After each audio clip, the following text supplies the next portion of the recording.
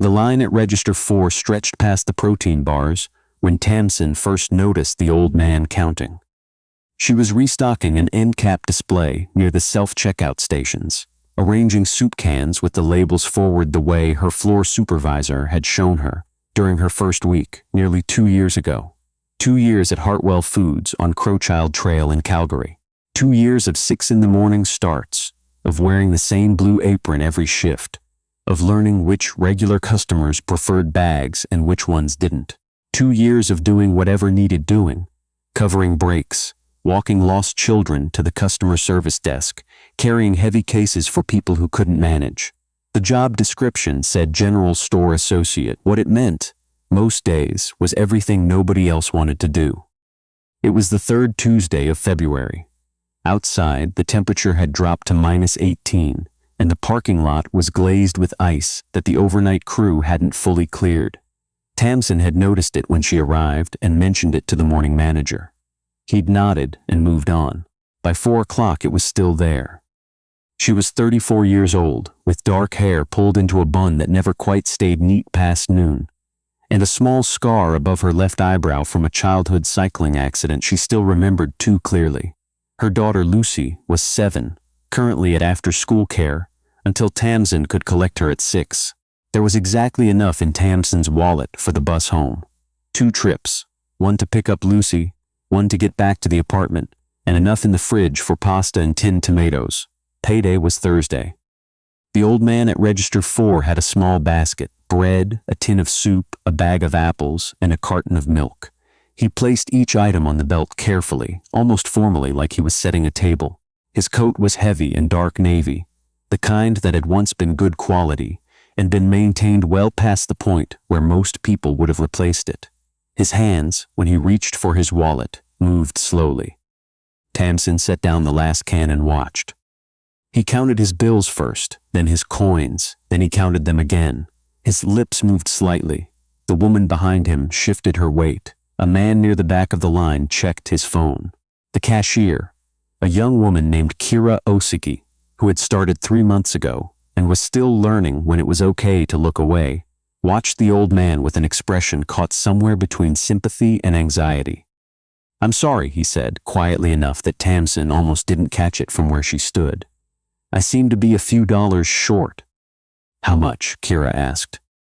$3.60. The woman directly behind him exhaled through her nose. The man with the phone typed something without looking up.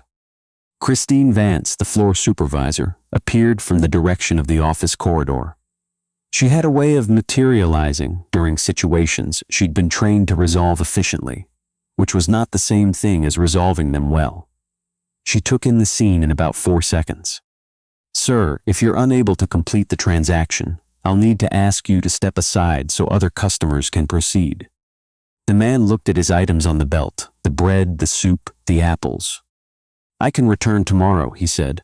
"My pension comes in the morning. I could leave my name." "We don't hold items at the register. It's just a few dollars." "I understand that, but the register needs to balance and we have a line forming." Christine's voice was not unkind in tone. It was efficient. That was somehow worse. Someone in the back of the line said audibly, "Come on." No one challenged him. The man reached for the milk first to return it. His hand was trembling, not with age exactly, though he was old. Tamsin guessed 70-something, with white hair and a weathered face and a posture that was still upright despite everything.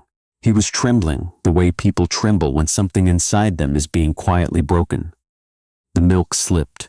It didn't fall far and it didn't break, but it landed on its side on the belt and rolled toward the edge, and the man reached for it too quickly and knocked it further, and Kira caught it, and for a moment everything was still. Nobody laughed. That was almost worse, somehow. They were too busy looking away. Tamsin crossed the floor. "I've got it," she said. Christine turned. "Tamsin, your section." "Can wait."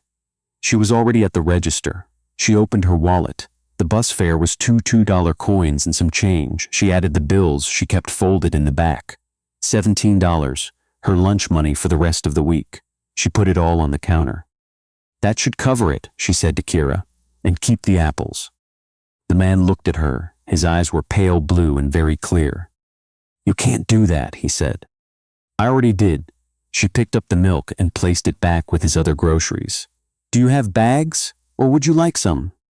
She helped him pack. Nobody in the line said anything. The woman who had sighed looked at the floor. Kira processed the transaction without speaking, but her hands had stopped shaking. Outside the front doors, Tamsin walked him to the bus shelter at the edge of the parking lot because the ice was real, and she'd seen how slowly he moved. The cold came in from the north like a wall. "You've missed your bus fare," he said. "I'll sort it out."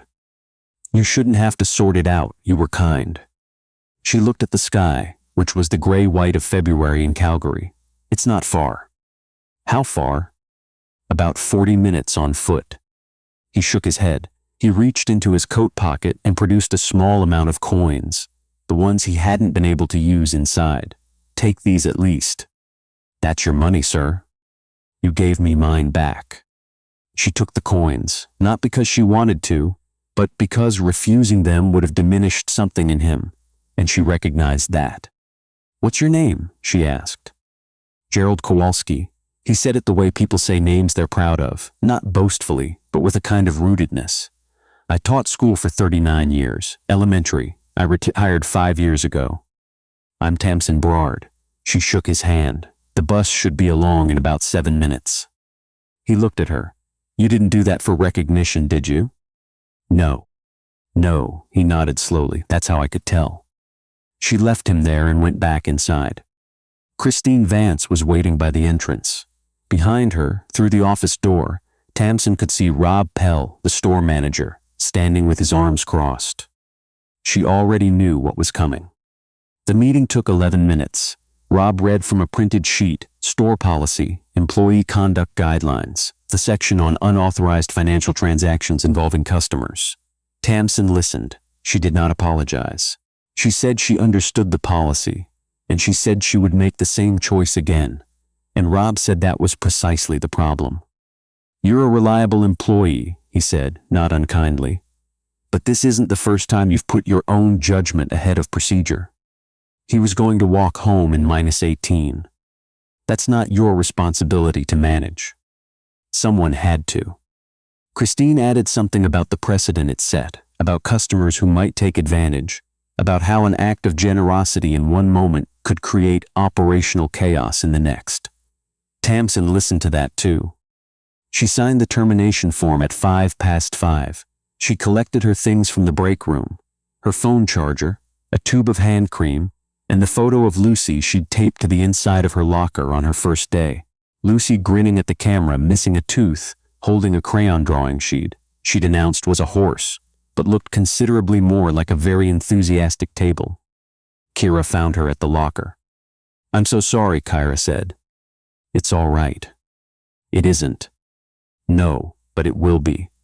Tamsin tucked the photo carefully into her bag. "You caught the milk." "Ah, yes." That mattered to him. Don't forget that it mattered. She walked home. 42 minutes, as it turned out.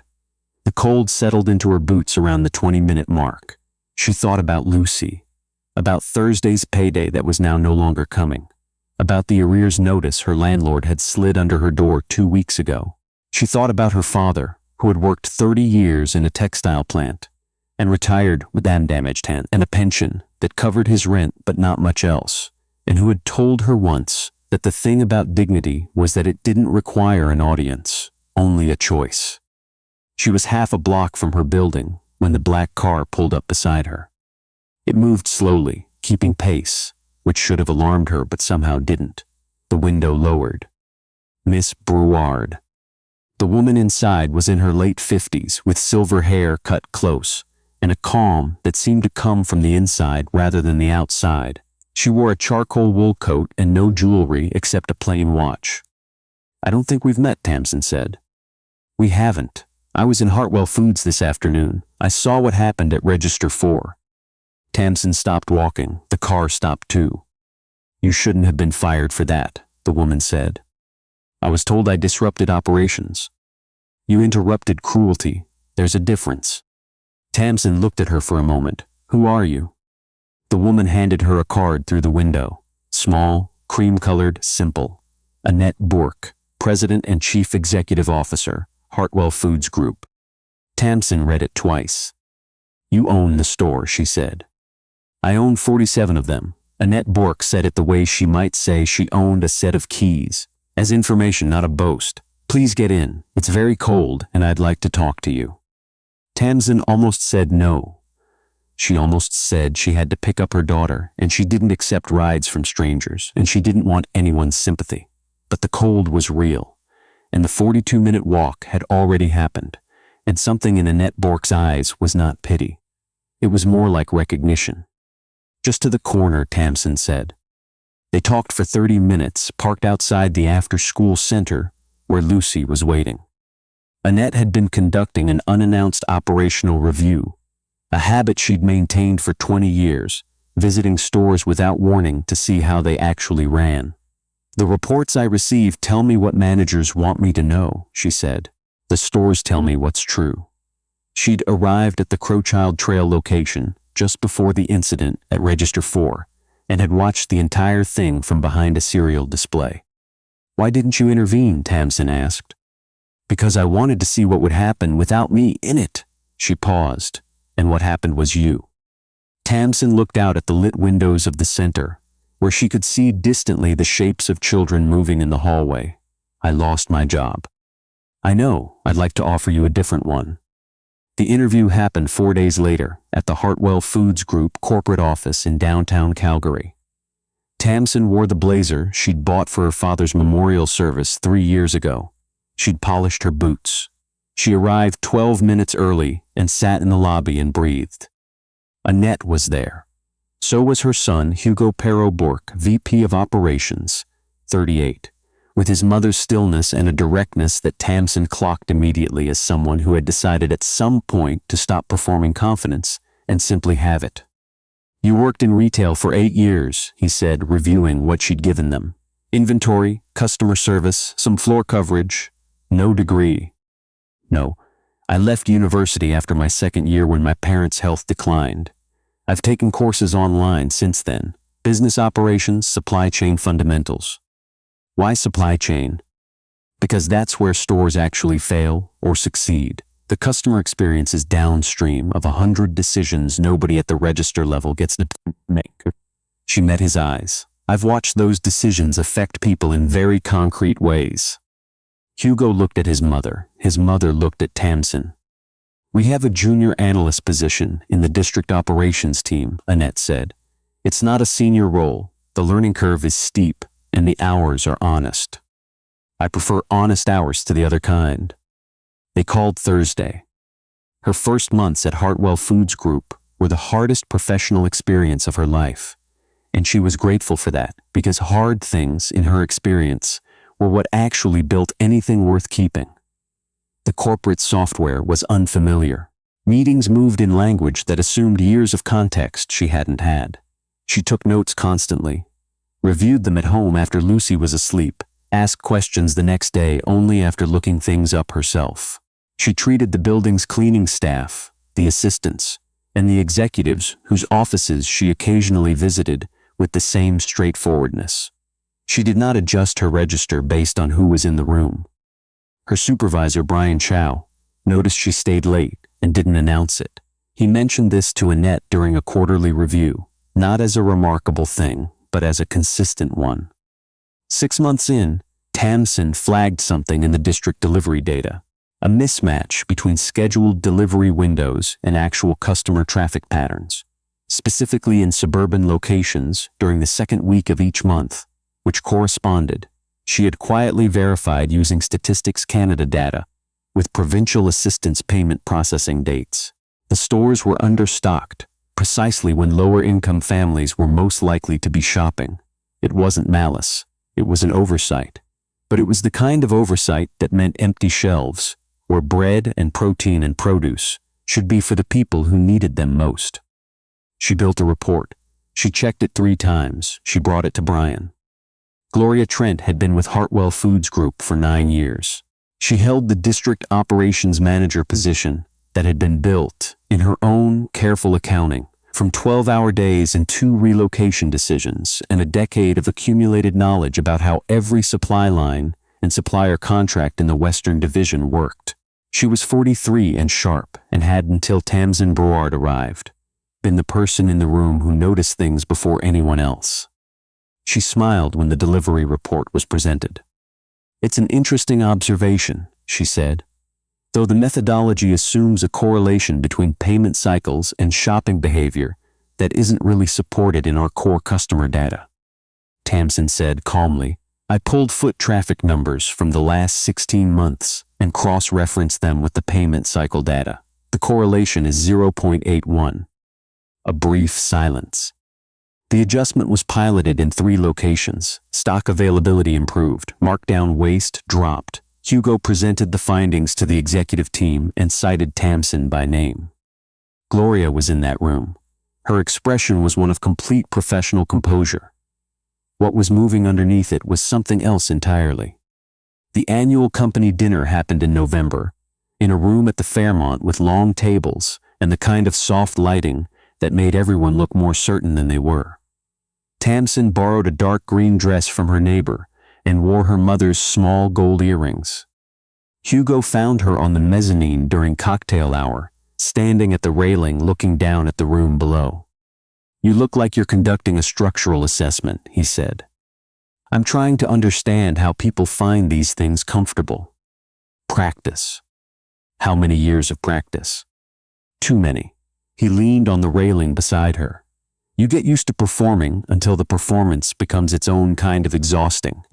And then you find another way to be in rooms like this, or you leave early every time." "Which do you do?" "I've been known to leave early," he paused. "How's Lucy?" She was surprised he remembered. She'd mentioned her daughter exactly once during the interview. "She's reading chapter books now. She takes it very seriously. She takes after her mother. Lucy is more patient than I am. She reads the same paragraph 3 times until she has it. I read things once and convinced myself I understood." He smiled at that, a real one, not the practiced version. "That's the most self-aware thing you've said to me." "I'm usually more self-aware. You make me want to appear more confident than I am." "Why?" "Because you're the VP of operations and your judgment matters to me. I don't want you to think less of mine." He was quiet for a moment. "Most people don't say that to me. Most people mean it as flattery when they say things like that. I mean it literally." He looked at her with something she couldn't quite categorize. Not attraction exactly, or not only that.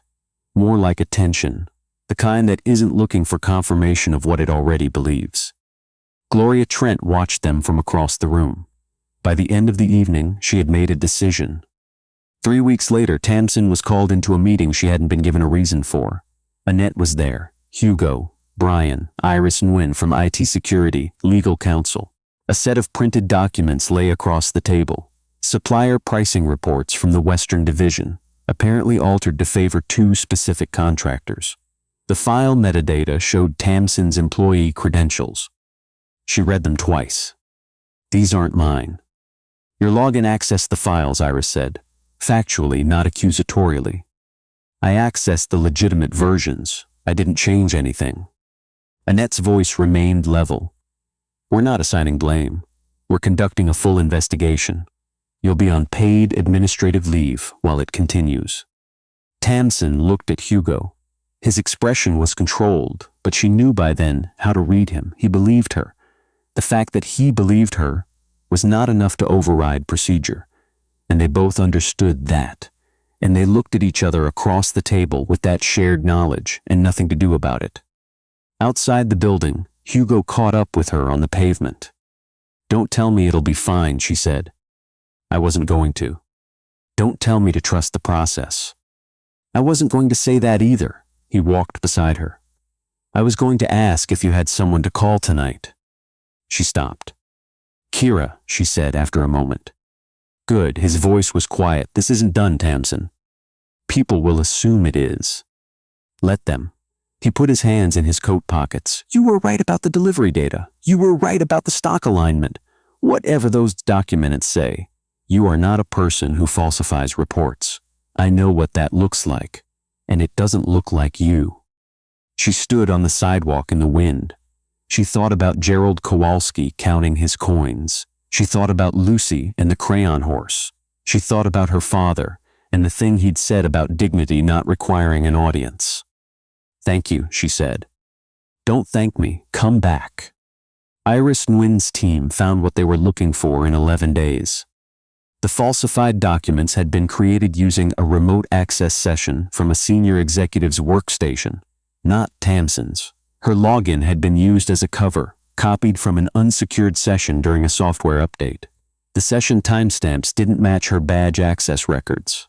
Security camera footage from the executive floor showed Gloria Trent entering a restricted area after 7 in the evening, on 2 separate occasions in the weeks prior. A hidden revision history carried her employee identification number. Gloria arrived for her meeting with Annette composed. She left diminished. Tamsin never asked what was said. Some accounting is best done without an audience. Tamsin was cleared. Brian sent a message that said only, "Monday, your desk, coffee's on me." Kira sent a photo of a cake with "Were right" written in green icing. Lucy, when Tamsin explained only that things at work had been difficult but were better now, looked up from her book and said, "Did you help someone again?" Tamsin looked at her daughter for a long moment. "Yes," she said, "a long time ago." "Good," said Lucy, and went back to her chapter. In February, exactly 1 year after Gerald Kowalski had counted his coins at Register 4, Annette created a new position and offered it to Tamsin, District Community Operations Coordinator. It was not the most senior title in the building. It came with a salary that allowed Tamsin to clear her rental arrears, move into a 2-bedroom apartment where Lucy could have her own room, and finally register for the business administration courses she'd been putting off for 7 years. She did not buy anything expensive. Her first purchase was a good winter coat. Her second was a proper desk lamp for Lucy. Hugo asked her to dinner in March at a quiet restaurant on 17th Avenue, with small tables and good bread, and no pretension. "You could have distanced yourself," she said, over soup. "When the investigation started, a lot of people in your position would have. Distancing is a way of saying I only believe in people when it's convenient." He broke a piece of bread. "My mother hired you because of what she saw at that register. If I'd undermined that because it got complicated, what would that say about my judgment? It would say you were protecting your career. I've been doing that for 15 years. It gets old." He looked at her. "I'm not asking you to depend on me. I'm asking if you'd like to find out what's possible." She thought about the 42-minute walk home. She thought about Lucy asleep with a flashlight under her blankets and a chapter book, and about Gerald's pale blue eyes, and about the moment at the register when she'd stopped calculating what she could afford to lose. "Yes," she said, "I think I would." In April, Annette asked Tamsin to lead the transition assessment for the Crowchild Trail location, which had come under direct group management following a franchise review. It was not a request made as revenge. The review had been in process long before anyone at the group level knew who worked there. But Annette, when she mentioned it, held Tamsin's gaze for a moment longer than the task required. The first time Tamsin walked back through those doors in a corporate visitor badge rather than a blue apron, the automatic doors opened into the same noise, the same warmth against the cold, the same smell of bread from the bakery section. Christine Vance recognized her immediately from across the floor. They spoke near the customer service desk. "I owe you an apology," Christine said, plainly, without the efficiency she'd once deployed like a shield. "I made the fastest decision, not the right one. Gerald Kowalski didn't need a policy. He needed someone to think." "He needed someone to think," Tamsin said, "and then someone to act. You have the chance to be both of those things going forward." Christine nodded. She didn't offer excuses. That mattered more than she probably knew. Rob Pell received a formal performance review. He remained at the store. Change, in Tamsin's experience, rarely required destruction, only accountability, and then room. Gerald Kowalski was located through a neighborhood outreach program. He lived in a seniors building 12 blocks from the store, and his pension, it turned out, had been delayed by an administrative error for 3 consecutive months. Tamsin visited him on a Tuesday afternoon. He opened the door and recognized her immediately. Tamsin Brouard, he said, the same way he'd said his own name, with rootedness. His apartment was small and very tidy, with books on every shelf and a windowsill full of plants that were doing well. He had been a teacher for 39 years. Of course, his plants were doing well. She sat with him for 2 hours and told him what had happened in the year since February. He listened the way she imagined he'd listened to students for decades, completely, without waiting to respond. "I thought I was the burden in that story," he said. "You were never the burden." "What was I then?"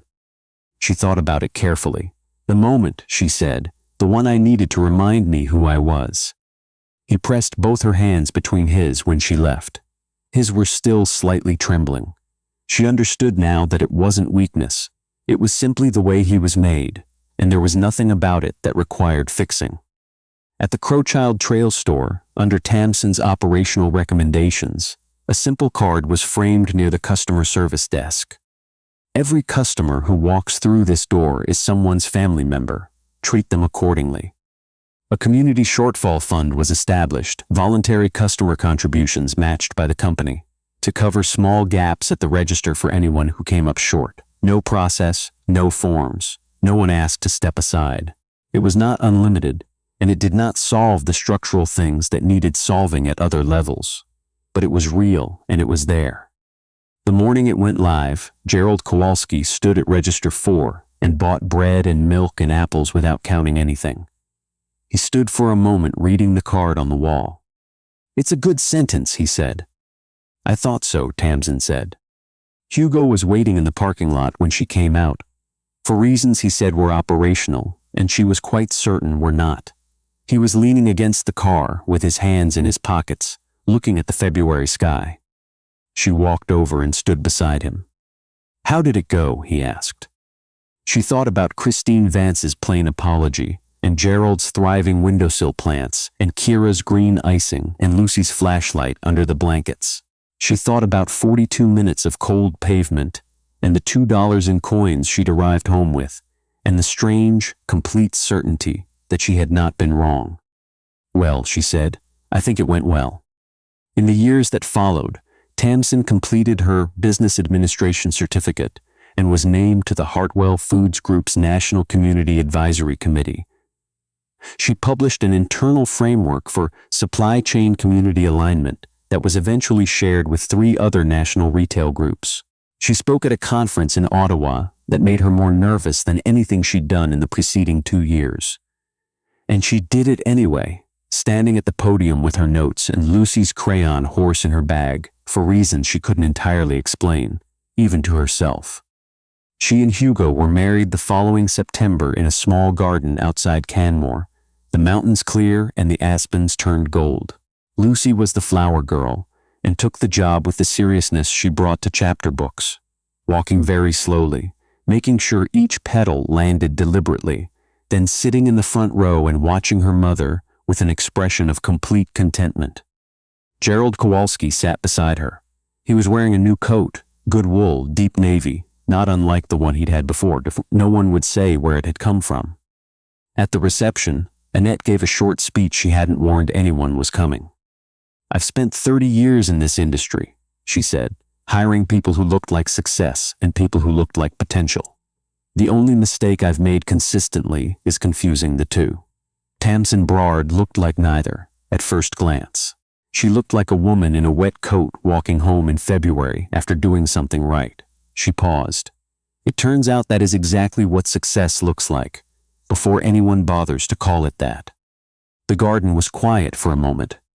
Gerald beside Lucy touched the lapel of his new coat and said nothing. He didn't need to. Tamsin, standing later with Hugo under the aspen trees, the mountains going violet in the evening light, the cold coming in clean and soft, thought about her father and the thing he'd said about dignity. Not that kindness would be rewarded. Not that doing right guaranteed anything at all. Only that when you know who you are, in the moment when it would be easiest not to be, that knowledge and nothing else is what stays with you. Everything else is what follows.